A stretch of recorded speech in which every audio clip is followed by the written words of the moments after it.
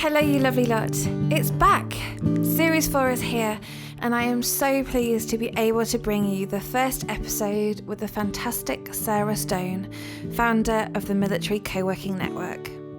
And my business has always been really important to me. So I created the hub network because I wanted to be able, wherever I went, wherever we got posted, to be able to pick up and start again. And, you know, if I arrived with my business, I wanted to be able to make contacts in the local business network and find clients and, you know, not have to worry whether I'd have Wi-Fi or not.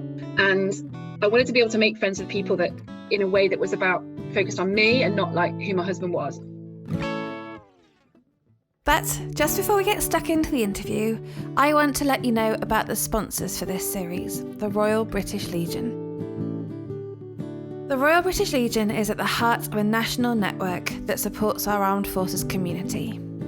They've been here since 1921 and support serving, ex-serving and their families, providing lifelong support with a wide range of services.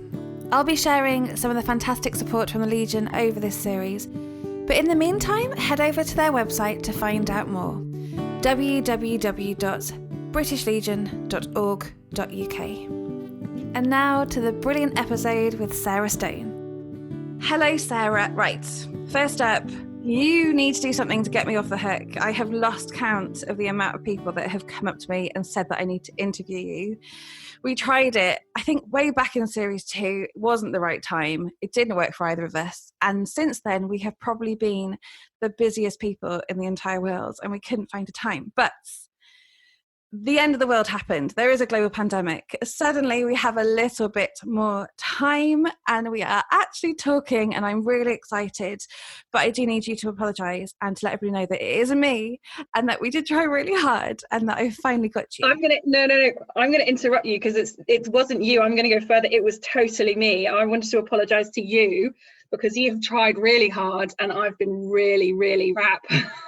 So I'm really sorry, because also I've been feeling really bad because we did that. I think it was even like series 1 or it was really early and we did that interview. And then you spent ages on it. You edited it. It was amazing. You sent it back to me. And then I got cold feet because I thought I'd been too negative. So no, I'm really sorry about that. But thank you for giving me a second chance. But it was a really good thing to do because we realised it just wasn't the time and things have changed so much in those last 2 years. That's true. So many big developments, very exciting. But first off, you and I have a similar problem where we help spouses as much as we can, and we are known for that. However, we also run our own businesses, and not a lot of people realise that. So before we talk about the co-working hubs, could you tell us about your business and how it all started? Yes. I was not expecting you to ask me that was the first question. So my business is, I run a small consultancy called Samtale, which is a Danish word and it means conversations. And I do something called social value. So I help organisations and companies create social value and benefits for the communities and the stakeholders and their stakeholders. So you've started your business and you're living this military life, and it is to fit around military life. And I know that when I started, I found it quite a lonely existence, mostly because my husband was in Afghanistan for the entire time. But eventually I found all these new military wives and husbands, just like me, also running their business, also in the Military Quarter. And I've read on your form that you had a similar experience and you went out and looked for people who were just like you. Yeah, so what happened was I was doing a job in 2012. I was working in London. I was working for the David Cameron and like my dream job, amazing. It was just perfect. And you know, husband came home and said, posted to Germany, and had to make that choice. And I chose to go with him and spent 2 years in Germany, and then we got posted back to Scotland. And I really struggled for those 2 years, and it was quite a dark period. And when we moved back to Scotland, I got some contract work, but when that finished, I didn't know what to do, and that was how I sort of started my business journey. But that whole period of about 2 or 3 or 4 years was really, really, really difficult for me personally, and I was really surprised by that because I've always been quite a resilient person and quite a sort of doer, and I'm not really and I was sort of rocking in corners and crying a lot and drinking a lot of wine and just not very happy. and I really hated him. And what was more shocking was I really, really, really hated the military, and I really, really hated the MOD. And I was so angry. And I joined the army myself when I was 18.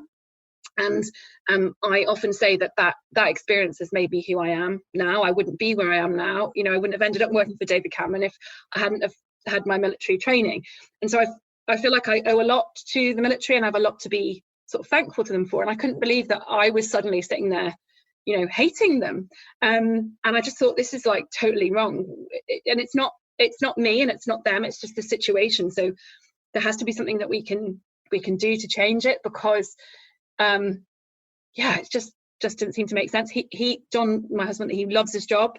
Like, if you cut him in half, there's like green army uniform running through the middle of him, you know. He just loves it, and I love him. And you know, I could say, look, I'm miserable, you know, please will you leave, and he possibly might.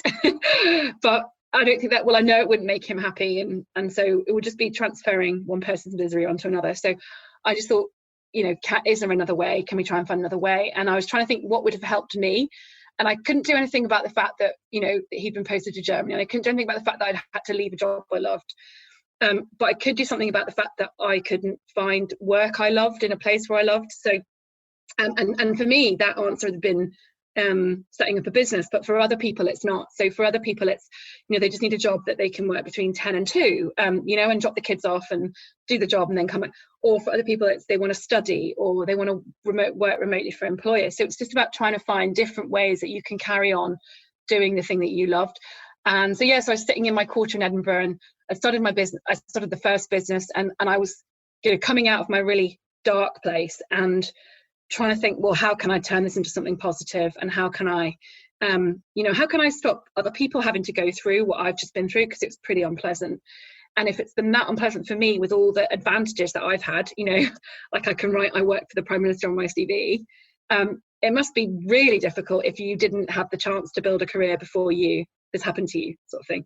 So and that's kind of how the co-working network came about. I was trying to think what would we need, and I was working for at the time the business that I was running was a social enterprise doing public affairs for community groups and grassroots campaigners.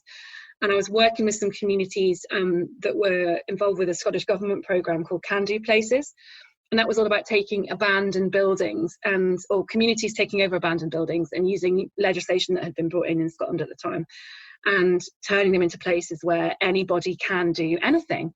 And I was talking to them and I said, God, this is a brilliant idea. And they had things in Can Do Places like co-working spaces, but also, you know, craft workshops, cafes, nurseries, you know, all kinds of things. The idea is that if you've got a beautiful building in your town, you don't want it just turned into flats, you could turn it into sort of kind of an economically productive space.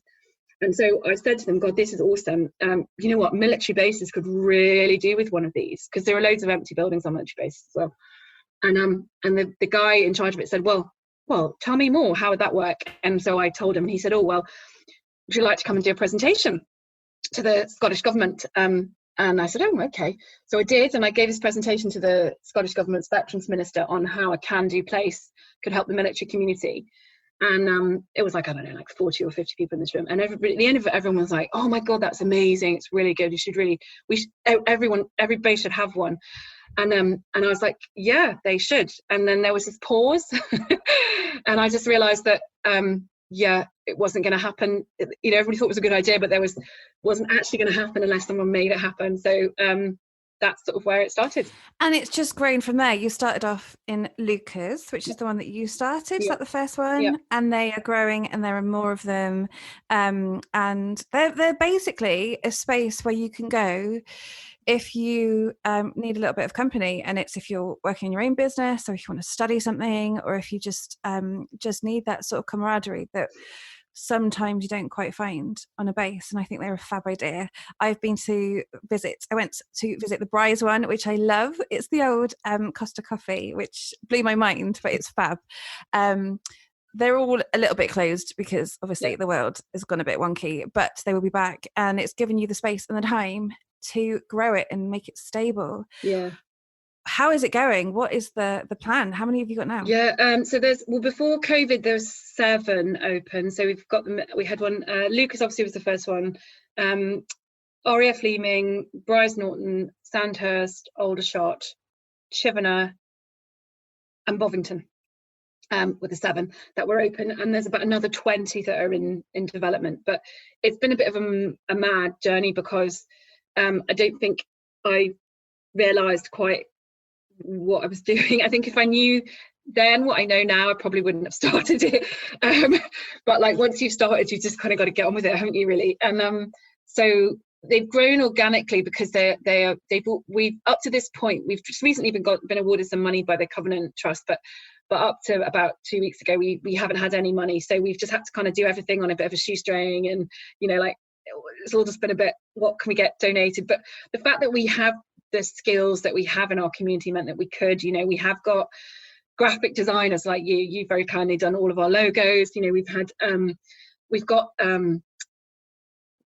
management consultants that can help us with the planning, and we've got lawyers and project managers and marketing managers and communicators. We have just such a huge range of talent and skills within the community, and everybody's just offered their time to build this thing. So just to get it off the ground, the MOD have given us the buildings, and they've been amazing. I mean, everyone, the families federations have been amazing. So everyone's been really amazing, and everyone's pulled together. And it's not just it's not me that's done this. Everyone kind of says, people say, "Oh God, Sarah, it's amazing," and I'm like, well, it's not me. It's everyone that's built this, and it couldn't have existed without every single person that has played their part. So it's amazing we got to this point. But obviously, I think that was one of the reasons why, when we did the first recording of the podcast, and I was a bit nervous, because it was just me for a long time, and I didn't know how I was going to run a business and do this. And my business has always been really important to me.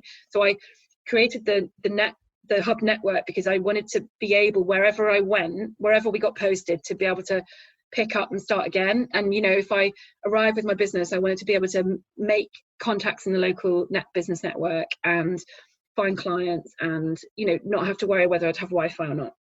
And I wanted to be able to make friends with people that, in a way that was focused on me, and not like who my husband was or whether I had kids or not, because that's the other thing that drives me mental. So that's the thing that's kept me going, really, is that I really needed this. And but it was a bit mental at one point, and I wasn't quite sure how I was gonna carry on. And so I didn't want it to get too big, because I couldn't support it, and I just felt like it was this fragile thing that if we didn't do it properly, would fail, and people would say, "Oh, well, doesn't matter what you do for military spouses, that same old thing, isn't it? You can't help them, they won't help themselves." And couldn't be further from the truth. That's the another thing that really annoys when people say it. That, and you knew what you were getting into. Like red rag to a bull. But yeah, so so I've been trying to sort of hold it back a bit. But it's impossible to hold it back. The reason we've got 7 hubs is because there are 7 amazing people out. Well, in fact, there's more than 7. There's about 50 amazing people out there in each of those 7 bases that have just driven it forward, because they felt the same as me. So, and this is something that I think I do explain to the MOD quite a lot. They say, "Oh, but this is you, Sarah, and how are you going to find more people like you?" And I'm like, "Do you not understand that our community is full of people like me? Like, there's loads of us, and we're incredible, and we've just never had the opportunity to shine before. So yeah, look, if we can do this, imagine, together we should be unstoppable." And I think it's this idea that the men or the military, they have this network that they, when they leave, they can kind of reach out to, and if we had the same sort of network, then we ought to be able to reach anybody and get a job with anyone. And we shouldn't be struggling to get employers to listen to us, because we should know the HR director will be able to reach them. But the fact is, at the moment, we don't. So I just wanted to build something that we could all use, and we could all use to thrive, really. Because that's the thing. You and I, we've been chipping away at this, and there's loads of us that have been chipping away at this for years. And I think it's finally taking momentum. It feels like there's a change happening. And I Yeah, it think, does. gosh, what, 8-9 years ago when you first did that survey, and I did my little networking group in Northwood or wherever on earth it was, that turned into a wine group because people just weren't quite ready for business networking. That I think that it's just, it's the passion and the fact that we just won't drop it. And I think that is really helping. And I think if you want to get something done, ask a group of military wives, number one. Yeah, but I think sorry to interrupt you. The reason we won't drop it is that, and this is the thing people don't. Someone said to me the other day, and I got really upset by it. They said, "Oh, well, how are you going to control the volunteers?" And I was like, "Because they're not volunteers. Because they're the bricks. Like, I'm not going to control them because they're building it." And I don't think people realise that we can't give this up because this is our lives. And it's like people said to me, well, why didn't you just wait for the MOD to do it, go to them with the idea and just wait? And I'm like, well, they would have done it, but they would have taken them about 5 years, and I would have lost 5 years of my professional life, and you can't get that back. Like my husband says to me, oh, well, just let me, well, when I leave the army, when I'm whatever the AAG is going to be, you can work then. And I'm like, yeah, but it's no good to me starting work at 50. Because no. So I think that's the thing is this is our lives, and the stakes for us personally are really, really high, aren't they? Which is why we can't give it up, because for us we love the people that we love our partners and we love them, and we don't want to have to give that up either, but all we want to do is just work and do something that makes us happy and not asking for much. No, and it doesn't take an awful lot to do that. It's just the little bit of extra support that we need. I was looking back over the interviews, and lovely Wendy from Not Just a Wife. So she was saying in her interview that the military partners are like the glue that holds it all together.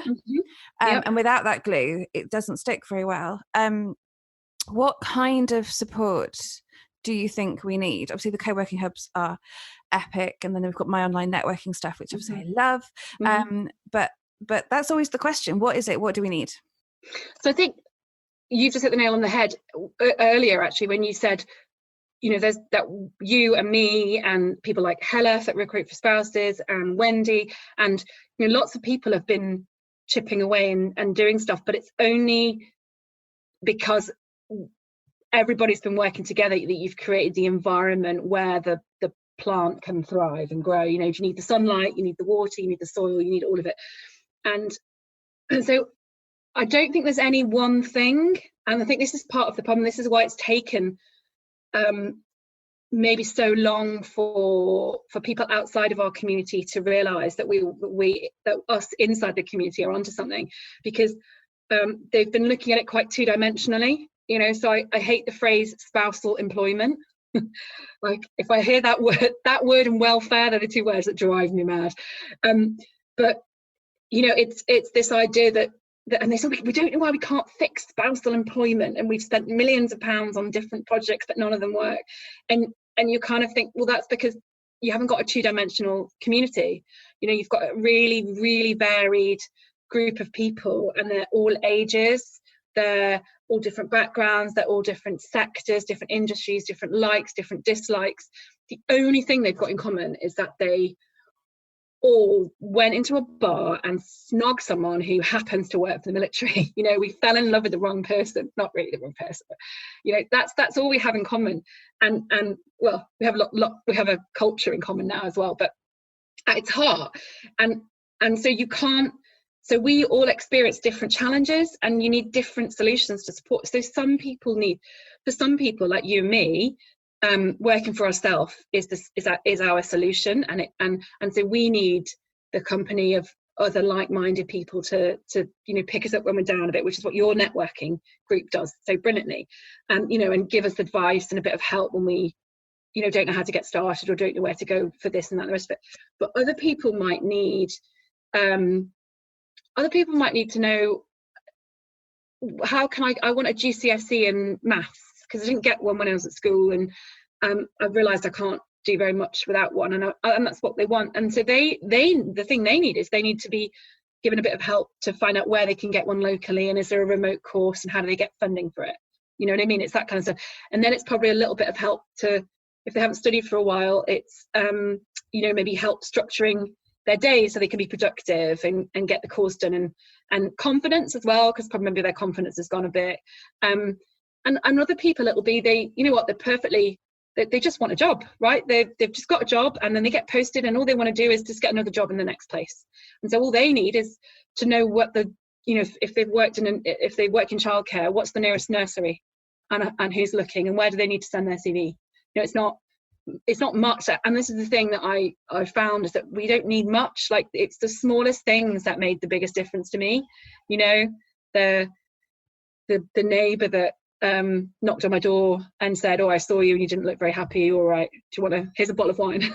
You know, it's just the tiny, or the, you know, or you ringing me up and saying, "Oh, I saw that post you did, it looks brilliant, well done." You know, and it's the small things that you don't need much, but you need different. They're all different. And so I think the co-working network is only one part of the solution, and this is what I'd say is not a panacea. It's not for everybody, because co-working isn't for everybody, and that's fine too. But it's about I think it's just about coming together and maybe having something that allows us to be recognized for the individuals that we are. Because I don't know about you, but it's not so bad now, maybe because people daren't say to me, "What does your husband do?" because they know they'll probably get punched. But you know, it's this idea that you're defined by, like, what your partner does and whether you've got kids or not, so how effective your womb is. And it's like, no, actually, I'm Sarah, and I like Star Trek, and, you know, Monster Munch, pickle onion Monster Munch, and Red Bull and vodka, you know, and I'd like to exercise more, but sometimes I can't drag myself out of bed, and, you know, I'm a person, this is me. And that's the thing. And we can still be really proud of our serving people. That's the thing. It's not one or the other. Yeah. It's not, no. I'm, you know, running a network, or I've got my business, therefore my partner can't. It doesn't need to be one or the other. Yeah. And I think that's the change that's happening, is that we're realizing that we could probably do both, but that little bit of support. And you're right, those little tiny changes that could make a real difference. Just give us the tools. Wendy's always saying that. Just give us the tools and we'll get the job done. But we just need that little extra tiny bit every so often. Now, a weird question that's just changing the subject dramatically, but I like to ask all of my ex-serving people. Oh. Yes. Military wives, military spouses. When you were in, what did you think of us? And how has that changed? I just find it a really interesting question that I think we just have to ask you. Okay, so yes, I like this one. So I think the first thing to say is that I joined the army a long time ago. So it was 1995, and it was a really different military to the one it is now. And I was really young. I was only 18, and so I don't really think when I was 18 I really paid much attention, worrying about what people's wives did, if that made sense. I do know that I remember, like, in training being, you know, impressed on the importance of the wife network and how they supported the kind of the military. But yeah, I think the thing that's changed for me is that before this journey, before it happened to me, it's a bit like mental health. Like, I saw that bloke on Twitter, and he said, Glenn, what's his name? He's some kind of like military, you know, whatever. Anyways, he's in the military and he's on Twitter.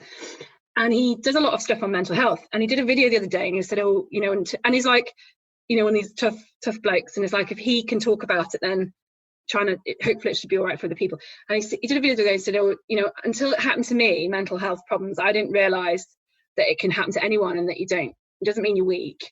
And it was a bit like that with me until I started to struggle because of the impact that my husband's career had on my life. And then, despite me trying really, really hard to do everything I possibly could to not be struggling, you know, like, I tried painting. Like, I tried to become a painter and sell my pictures, because I thought that would be a really good way of taking something with me.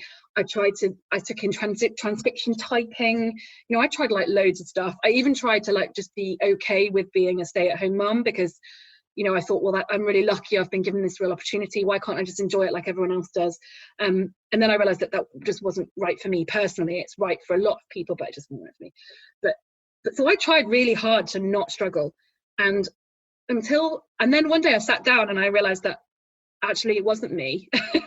And it was the situation. It also wasn't anyone else's fault either. It wasn't a person. It wasn't my husband's fault. It wasn't Emily's fault. It was just how it was, right? And so that totally changed my viewpoint, because I think before that I'd always sort of thought, that if you are prepared to put the work in and help yourself, then you shouldn't have anything to worry about. And this thing that, like, you hear from welfare all the time, don't you? It doesn't matter what events you put on for military wives, they never come. It doesn't matter what you do for them, and you just want to, like, scream, because you want to say, yeah, but you're putting on things they don't want to come to. That's why they're not coming. It's because they don't want what you're selling. It's like I often describe it as like, you've got a shop and you've spent loads of money on buying pencils, and they're the most beautiful pens in the world, and they're like shiny and red and gorgeous, and you spent loads of money on them, and you're the shopkeeper and you've stacked your shelves with them, and you open your shop and no one buys the pencils. Well, you don't say, oh, it's the customers that are wrong, do you? You don't say, God, those customers. Now, what you do for them, they don't want to buy your pencils. You say, what's wrong with my pencils? You go, are they too expensive? Are they the wrong colour? Are they on the wrong shelf? You look at your product, if you're a business person, and to find why people. But the military don't look at the product, they look at the customer, and they say, it's the customer's fault. And I'd done that too. And I had totally done that. And I think it's a filter that you see the world through. And then when it happened to me, and I stopped and I had this moment of sort of epiphany, and I was like, oh my God, there is genuinely something not okay, And so, yeah. And so then it just became about, well, how can we change it? And that is exactly how I felt. So our first posting, right in the middle of the Afghanistan conflict, just got married, changed my name, got sort of abandoned. What I thought was abandoned in this sad sort of military patch where I had dreams of it being 1950s sort of housewives, and everybody was lovely, and we were going to have conversations over the fence, and we were going to do baking, and it was going to be wonderful. And then nobody said anything to me, and it just broke me. And I've talked about this quite a lot, actually, so a lot of people will know this. But also, you probably realised you didn't want to bake, and you didn't want to stand over the fence, because actually that wasn't you, and you thought you did, but you didn't. And you try really hard to do that because that's what you think military wives do. You think you're meant to make curtains and, like, just have a perfect house and, never shout at your kids, but yeah. And it turns out that there's not a set military wife that you can copy. Yeah. Turns out we're all a bit different. But when you I think you first get married, and that's what you think you need to do, because that's kind of the military way, and it's all a bit of a sham, and nothing is like that at all. But unfortunately, that year or 2 years or however long it takes, that when it breaks you down and you end up sat by yourself thinking, what have I done? And genuinely thinking about turning to your partner and going, look, I know you love your job. So I said to my poor husband one day, I was like, what if I had turned to you and said, you've got to pick, it is me or the military? And he said, no, when I married you, you'd never say that, because that's why I married you, because you know how important my job is to me. And unfortunately, to this day, I still don't quite know which one he'd pick, because I know that either way, he would be miserable. If he picked me and couldn't fly, he would be gutted. But equally, without me, his flying wouldn't be any good. That is the reality of it. And I know now that everything that I do and all the energy I put into everything I do is because I look back at myself 5-6 years ago, and nobody should ever feel that way ever. Yeah. And yes, it was not self-inflicted. I could have bucked my ideas out. But when you are in the middle of a 6 weeks, 6 months, 9 months Afghanistan deployment, and you are living by yourself, and there is just nothing, it's easy to slip down, and it's very difficult to climb out of that. And I imagine that's exactly what powers you to keep going. No, I mean, absolutely, you've just said it all, really. You did. I went off on one. You did. I think it's just it, and I think it's about being. I think this is the other thing, is that it's quite difficult sometimes.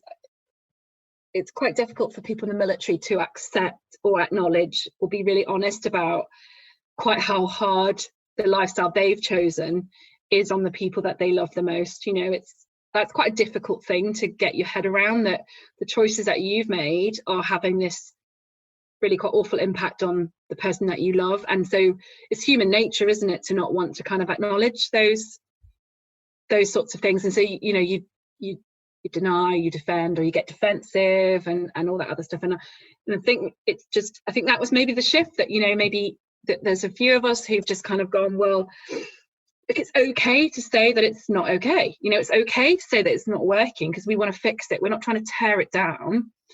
We're just trying to build it back up again, because actually, if you can fix so I look at how I feel now, and how we got posted last summer, and I did have a bit of a regression, and I've realized I don't move very well, but generally on the whole, I'm pretty happy. It's a global pandemic, and I feel pretty lucky. I feel pretty grateful for what I've got. And I've got a partner with a safe job that's secure, whereas my business took a bit of a hit, which it would have taken a hit whether I was married to someone in the military or not. So I've got I live in a safe place, I've got a garden, all these things. But I can only say that because I'm happy now with who I am and what I'm doing. And before that, people would say, and drive me mad, and they'd say things like, oh, but you're especially like civvy friends, and they wouldn't, say, oh, but you don't understand what it's like having to pay a mortgage, and you don't understand what it's like having to do all those things, and commute every day. And I'd say, yeah, but it's about choice. I'd like to choose to be able to pay a mortgage and buy my own house, and have an income to do that. That choice has been taken away from me, and that was, I wasn't able to see the positives in the military life in a way that, and I think that was what really shocked me, because obviously before I said at the beginning, the military changed my life and had a hugely positive impact on me, and I've always been a big supporter of it, and I couldn't believe I was being really, really negative. And so, yeah, if you can change that one thing, if you can give yourself your own identity and make it possible for you to be who you are, then we have got a pretty good life. I mean, yes, deployments are a bit rubbish, and yes, moving's a bit rubbish, and yes, there's loads of other stuff that's not so brilliant, but so is real life. Like, real life's a bit rubbish too. And we can the thing is, we could choose, but we would be choosing not to be with a partner, is reality. And we've spoken about how it would, and I think we should actually probably also talk, because I mean, the way you and I are married and accompanied, and lots of people choose, for them, they go through what we've been through, and they aren't as lucky to come out of it as we do. And so for them, married and accompanied is the next step, because their partner can stay in and they can go and stay in one place. But I would love to meet some people for who it's worked, who really thrive. But most people, it works for a bit, that I've chatted to. It's either worked for a bit, or they've moved back in together because it just wasn't working, or they've got divorced, or the partner's left the military. Like, I've not met anyone that's done it long term successfully, and also, again, it doesn't really work for me. I wanted my kids to grow up with their dad, because it's just what I wanted, and just want to keep my family. I just don't think it's too much to ask to want to keep your family together. And I've met a few people that have done it, and they are doing it still, and they've done it for a long time, but they don't fit in either community. So they don't fit in the civilian community, and they don't fit in the military community. But I think the great thing about the co-working hubs and the online network that I've built is that it's giving people access to that community no matter what, and giving people sort of access to people that have done it before. So access to people that have moved house if you're a new wife and you've not been posted before, or husband, and getting access to people that are running successful businesses in my case, or just access to people to talk to in real life that that you used to be able to sort of actually speak to and touch in the good old days before. But just having access to the people that inspire you, and surrounding yourself with people that are important to you, that you can have conversations about things that are interesting to you, as opposed to not being in the gang on a patch, or feeling a little bit left out. So I think that's why the co-working network and your co-working hubs are so important, because that's what I needed. And I think that's fab that you're now doing that. Thank you. Anyway, I think you're right. Well, just on that, you're right as well, and it goes back to that point, that thing we were talking about earlier about how the community is made up of so many different people. And so for me, you know, the right thing for me is to stay together as a family. But we've just done a year married unaccompanied, because for us it was the right thing for us for that time. And like you say, you know lots of people that are married unaccompanied and it works for them. And it's about trying to there's no one solution, and trying to offer different things that meet different people, so that people who, like you say, are in their own house with the mum and dad down the road, you know, in an area they lived in all their life, in a job they've never left, you know, but they've got a partner who's in the military and comes home once or twice a month, and that's a different kind of challenge, but it's still a challenge, and that they can access the community if they want to, and in a way that suits them, because it's about suiting the individual and not suiting the system, which it makes complete sense, and is the best for everybody around, isn't it? At the end of the day, the MOD they can only gain from this. And I think that the way that the world is changing, even before COVID changed everything, the reality is that we have to move into a modern military. Because don't you think, though, it sounds really awful, that COVID is like, probably, it sounds terrible, one of the best things, but it's changed I think it will change the world for us to the better. Because I remember having conversations, you know, even like 2 months, 3 months ago with people and organizations and employers, and saying you can do pretty much any job remotely.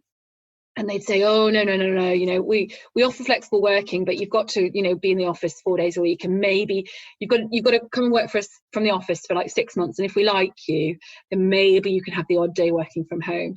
And I'd be like, that's not flexible working. Flexible working is 4 days from home, 1 day in the office, and that's the sort of thing that we need. And they'd say, oh, no, I don't think that can be done.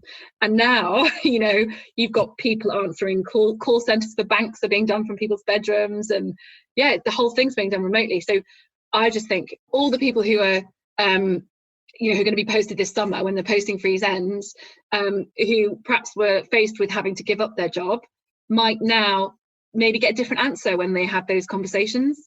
And that would just be, I mean, that's nothing that I've done, or nothing that, you know, anyone's done. It's COVID, but I just feel like it's a bit of an opportunity for us that we need to grasp with all of our hands. It's definitely changed it and it's a positive that will come out of this terrible time, and I think we needed it, because like I said, modern military, they're adapting, they're doing it too. And I think that the entire world might catch up with what a lot of us have been doing in the military world for quite a long time. So you obviously run your own business, you're doing amazing things with the hubs, which I love, but sometimes it all gets a bit much. How do you stay inspired, and who are the people that are inspiring you? Good question. How do I stay inspired? So I read a lot of books, so I do a lot of reading, and I read a lot of non-fiction. And I've got a friend who takes the mick out of me. He's like nothing to do with the military, and he takes the mick because he says it's all my like self-help books, but they're not self-help. They're you know, there's all kinds of stuff. I read about psychology, and I read about business theory, and I read about human behavior and emotions, and I'm really interested in mental health and how the brain works, because understanding how my own brain works has helped me when I was struggling, and that and quite a bit of medication and quite a lot of alcohol. But you know, it helps me, you know, so if I've had a bad day, it helps me kind of work out maybe why and what can I do. So I do mindfulness and meditation, and I also get really inspired by things like your podcasts and people that I hear on that, and then I might go and do a bit more research about them, or and then people like there's a guy called Ryan Holiday, and I've signed up for his email newsletter, and he does something called the Daily Stoic, which I find quite inspiring. And Tim Ferriss, who annoys the hell out of me because he looks like he's a bit of a, I would swear, but anyway, a bit cheesy, but some of his content is really good. And there's a guy called David Hyatt, who Amy Nolan, you know Amy from your friend Amy, Ginger Rainbow, you introduced me. She put me in touch with him, and he runs a jeans company called Hyatt Denim, which is an amazing story in Wales. And he also ran Howie's, which is a brand that I was really like a big fan of about 10 years ago. And he's amazing. His marketing and his comms stuff's amazing. So he's really inspirational. Yeah, lots of people. Because I think it's you have to. I think in this very Magnolia world that we live in, you've got to just keep having little bits of inspiration thrown in, just to keep it interesting and go further afield than sort of this very sort of beige world that we found ourselves in. So I'll go and check these out. Thanks, that's fab. It's so when we first spoke a few years ago, things have developed massively since we first spoke. What is the plan? Where are the co-working hubs heading in the next 5 years? I want to know. I'm really excited. And can I have one in my base wherever I end up?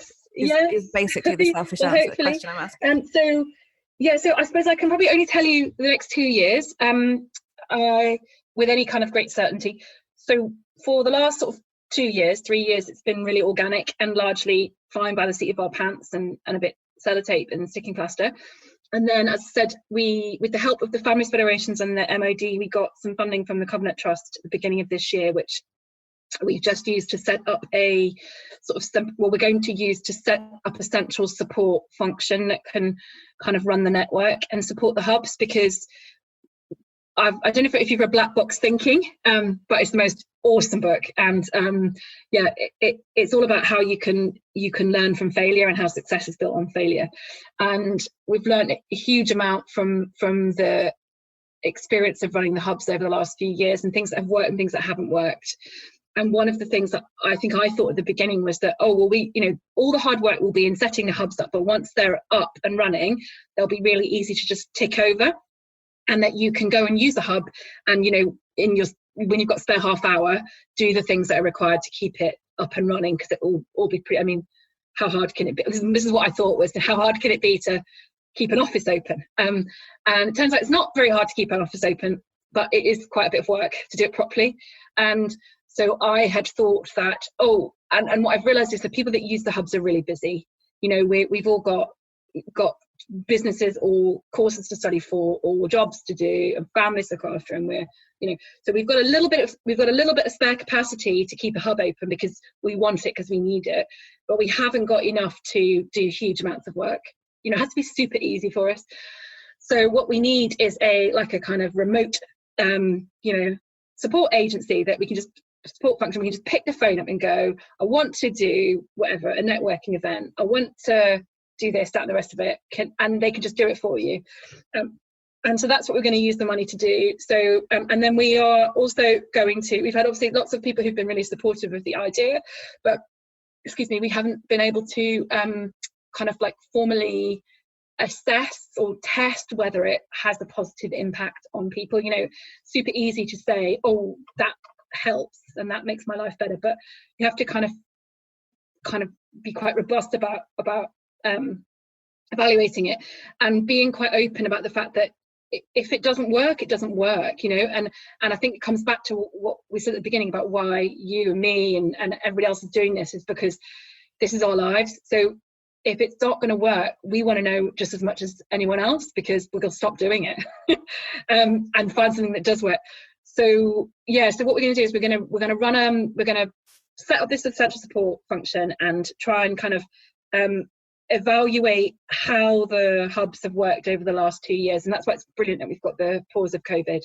What worked, what didn't work, what lessons can we learn, how can we develop the model, and then reopen the hubs and run them sort of properly supported for 2 years, and evaluate them during that time. And we're working really close with the MOD, and then hopefully at the end of that period we will be able to show that they do help military spouses maintain their own identities and maintain their own lives, and therefore that has a positive impact on retention, because obviously that's the main driver from the MOD's point of view. And if that is the case, then the MOD will hopefully support them, and they will become a formal thing that will continue for as long as we need them to. So that's the vision and that's the plan, but it's a long way to get from where we are now to we're at the bottom of the mountain, we're in the foothills of Everest, and it's a long way to the top. No, it'd be worth it. It's going to be a good climb. Yeah. So if I find myself posted this summer, or hopefully, or if I'm on a base that doesn't have a co-working hub and I would like one, or equally, if I just want to find out a little bit more about them, where should I head? Probably if you are on Facebook, if you search Military Coworking Network on Facebook, and we have a sort of national group community for people who are married and accompanied and don't have a base, or just for people who want to network more generally. You can meet the wonderful Jess Sands in there. There's loads of really cool people in there. Actually, you asked me about people who inspire me, and I forgot to tell you, Eleanor Twaddle is amazing. You know, with Another Door. You have to get her on the podcast. She is incredible. You're gonna have to hook us up.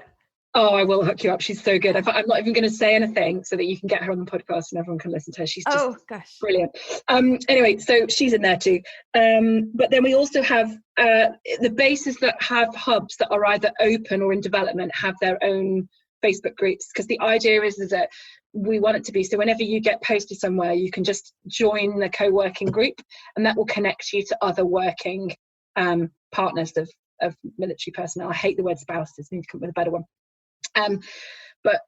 Connect you with other working people, and it can be everything from people who are working in local companies, local businesses, local shops, whatever, to people who are running businesses, or people who are just studying, or even people that are not working because they're maybe at home with the kids but want to get back to work, in a year's time, and just want to, like you say, have a chat with people about stuff other than weaning and what the husband's been up to. So Facebook would be a really good way. If you're not on Facebook, we're on Instagram, we're on Twitter, and there's also a website. So if you just Google Military Coworking Network, you should be able to find it. And I'm going to share all those links, and excited when they reopen. And really looking forward to one in every base, so that even though I move every 10 seconds, I will have access to this lovely thing and these lovely people. And the only thing I would say is, at the moment, because as you can imagine, obviously we've got military buildings and we've had no money. So they're not like this glamorous, gorgeous, like WeWork type. That's my dream, is that we get some beautiful, gorgeous, amazing offices. But yeah, for now, But they will be. We are just at the bottom. We're in the foothills of Everest. Just the very... Yes, and they will be, because this is important, and I know that a lot of people want to back it and get involved, so I hope this helps a little bit. So this is the end, which is sad, because it's been lovely talking to you. As always, we talk a lot anyway, but this is actually recorded with a red button and everything. Before we go, is there anything else you would like to say? No, just thank you very much for having me. It's been a pleasure, and thank you very much for everything that you do as well. So it's amazing. It's just amazing. I was thinking earlier when you were chatting away that actually I think that we are kind of, is it cut from the same cloth? Is that the sort of the quite cheesy saying? I think that you and I are probably a little bit stubborn, but very passionate about what we do. And I think that even though we are probably both very tired, it's worth it. And we need to back each other a bit more and look after each other, because we're all helping each other by everybody doing their little bit and adding to this. Everyone's mountain. Building something that will change it for everybody. Yeah, it's fab. Thanks, Sarah. I've loved talking to you. Another thank you to Sarah. I really loved talking to her. It has been so brilliant to finally sit down and chat to her about this amazing co-working network. So massive thanks to Sarah. Also, thanks to the Royal British Legion, and thank you to you for listening along. If you'd like to leave a review, I would absolutely love that. It would make it a lot easier for other people to find the podcast and to get involved and inspired. So that's it for the first episode. I will of course be back next week with another inspiring episode, so I shall see you then.